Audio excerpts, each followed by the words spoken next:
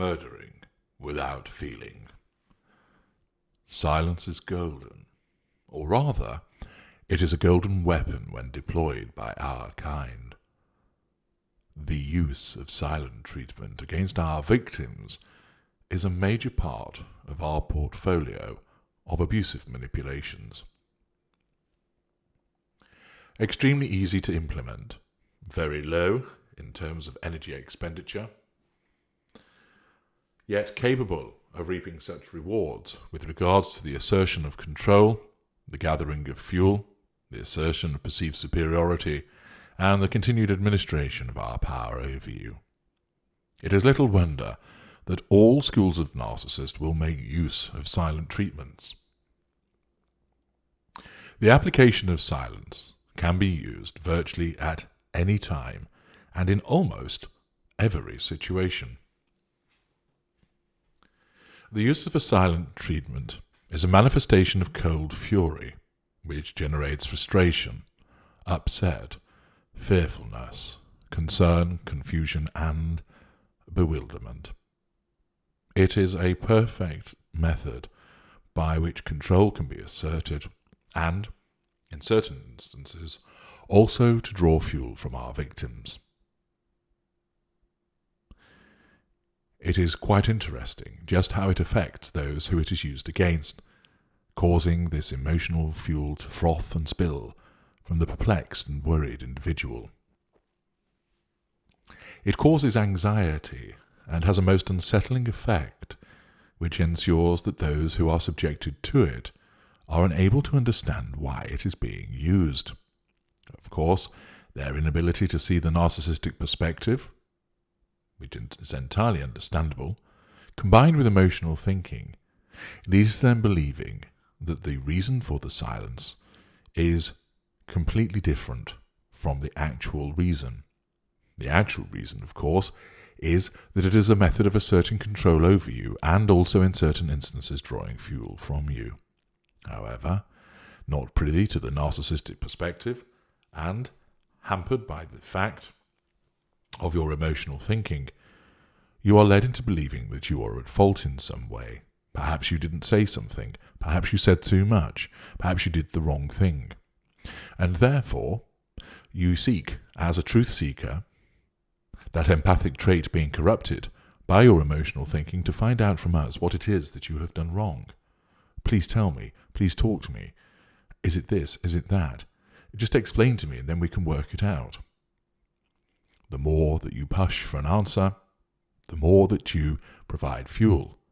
And, in some instances, you will continue to challenge the narcissist's sense of control, meaning that the silent treatment, if of a present nature, is continue to be doled out against you. By maintaining this heightened emotional state in you, with your emotional thinking running rampant, you will never manage to grasp what is actually happening and why this passive-aggressive tactic is being utilized by the narcissist. It plays to your desire to know what is happening and why, but you do not realize this. If it is a present silent treatment, you are likely to hover around us, asking what is wrong. Why are you not speaking to me? What is the matter? Please, just talk to me.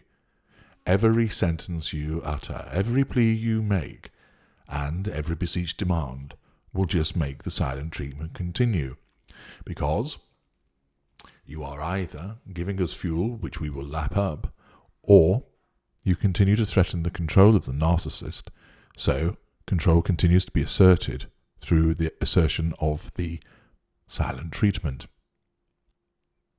In those instances where the silent treatment is of the present nature, we remain proximate to you. We will maintain a glacial mask, an impassive fixed expression which may be punctuated by the occasional baleful glare. But underneath this mask, in the unconscious, the lesser and mid-range narcissist is smiling and laughing at you because control is being asserted and fuel is being obtained, although of course those schools of narcissists do not realize that. Where a greater or the ultra doles out a silent treatment, we are reveling in the effect that it is having upon you. like a cat playing with a mouse. Although our features are stern and impassive, inside we are truly delighting in your misery. We see how upset you are. We see the confusion in your eyes. And then, yes, here comes another question, another plea, another request to be put out of one's misery. See how the fuel flows, and we revel in it. Even when the silent treatment is utilized against you from a distance and we are not physically with you, we are able to savor just how you are reacting through thought fuel. We may picture you frantically jabbing your phone as you send text after text, asking us to come home. And indeed, as we read the frenzied requests for us to return, that demonstrates that we have you under control. And as you plead and beg, you are providing us with some fuel also. We listen to your tear-infused voicemails as you ask us just to let you know that we are okay. Such a request provides us with fuel and also provides to us the indication that you are under control. Your sobbing promises to work things out, and whatever I have done, I am sorry, but please don't do this to me anymore. All you do is continue to give us the control and the fuel that we need. Of course, your failure to understand what you have done is used against you in two ways, so that you are damned either way. Your admission that you do not know what you have done, which of course is entirely correct. After all, how could you know what has happened when we just walked out of the living room when everyone was sat watching television quietly, just serves to underline in our minds that we are right to take this course of action. Good Lord, why should we bother to contact you if you cannot even be bothered to work out what you have done wrong? All the more reason to keep this silence going for a while longer. Furthermore, because it is so effective at troubling you and keeping you guessing as to what the reason for this icy front is, we will continue it. It is easy to do nothing, and thus assert control and gain fuel. The silent treatment is used for many reasons. First and foremost, as with all our manipulations, it is a method of asserting control over you. If the present silent treatment is one that is being used, then, in effect, it is a direct assertion of control. If we walk away from you, it is the withdrawal to assert control. If we are not physically proximate to you, and we are not answering your calls, we're not answering your text messages, it is also the withdrawal method of assertion of control. It is done to draw fuel from you. It is to keep you in an emotional place and thus paralyzed, unable to discern what is happening, and unable to think clearly. The assertion of the control is done by reinforcing the idea that we are powerful, superior, mighty, whilst you are useless and pathetic. You do not know how to please us. You do not know how to remedy the matter, and you cannot even work out what you have done. You are rightly seen, from our perspective, as useless. There is also a further reason why we use the silent treatment. And this is, in a sense, linked to the narcissistic magical thinking. It is, in effect, our way of killing you. True enough, there are those of our kind who actually do kill their victims, although this is quite rare, and something I'll be talking about on another occasion. Those that do kill, in circumstances where they are found out, are idiots. They lack control over their ignited fury. They lack function and competence, and allow their instinctive knee-jerk response to override their need for control properly and the gathering of fuel. And therefore, they end up arrested, charged, and convicted. They deserve it.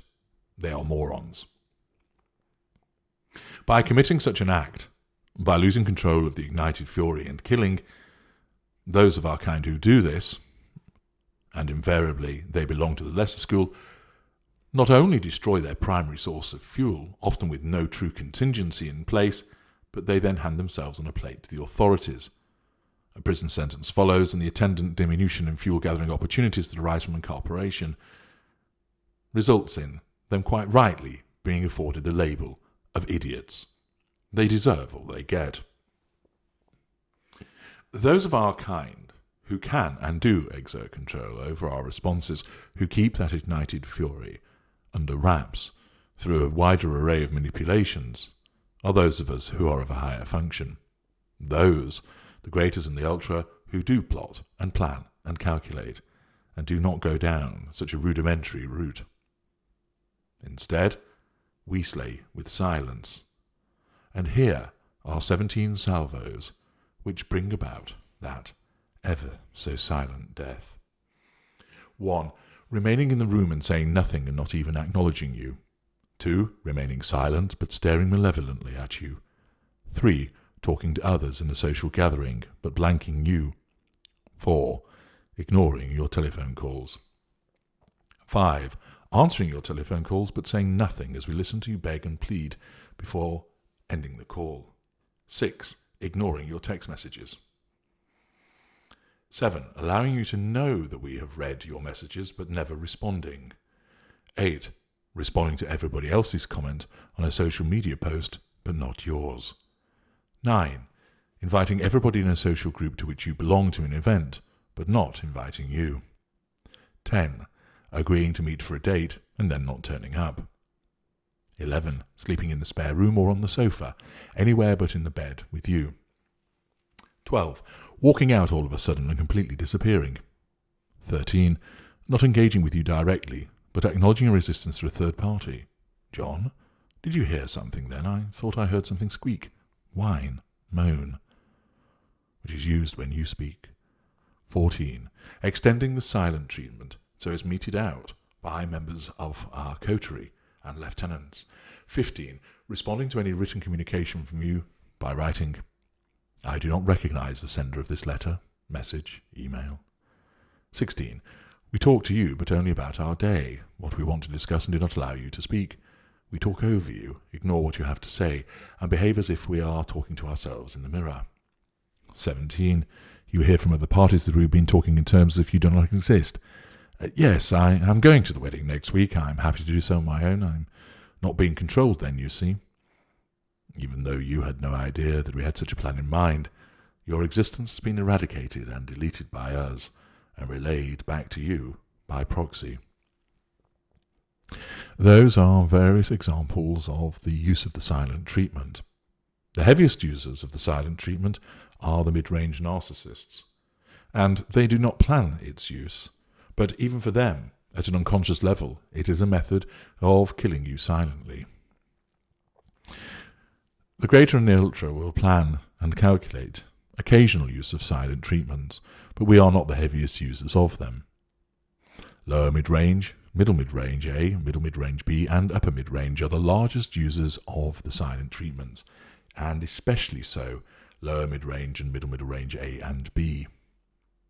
They do it instinctively. They do it for the purposes of asserting control, gaining fuel, and they do it repeatedly and often. Such is it being at the foremost of their passive-aggressive repertoire of manipulations. The mid-rangers utilize it because it is easy. Mid-rangers like the modicum of effort. Mid-rangers are passive-aggressive, and it also enables them a degree of deniability. No, I wasn't ignoring you, I was just being quiet. I wasn't giving you a silent treatment, I was just busy elsewhere. You're reading too much into it. No, I wasn't ignoring you, I didn't receive the messages. No, that wasn't a silent treatment, I've just been extremely busy. You know how busy it is this time of year. And indeed, the responses, when you are finally able to confront the narcissist, are given plausible deniability. Such is the nature of the vagueness by which the narcissist operates. The silent treatment is indeed an effective tool of all narcissists, but primarily will be used by the mid-range group, because ultimately, murdering without feeling has never been so damn appealing.